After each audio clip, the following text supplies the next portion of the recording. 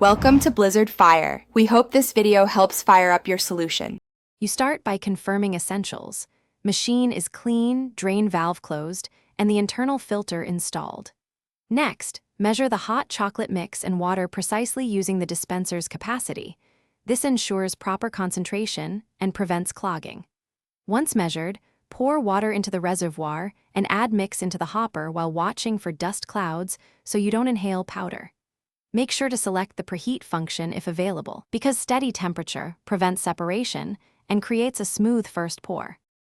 Now focus on controls. Set temperature and agitation speed per the manual.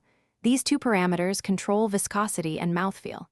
As the dispenser runs, monitor flow and viscosity during the first several cycles so you can tweak agitation or temp if it's too thin or too thick.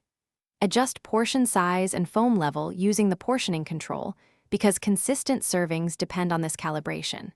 Keep a short log of the final settings and serving counts, since recurring shifts indicate ingredient or machine changes. To finish, run a controlled cooldown and then drain remaining product as the manufacturer recommends to avoid residue.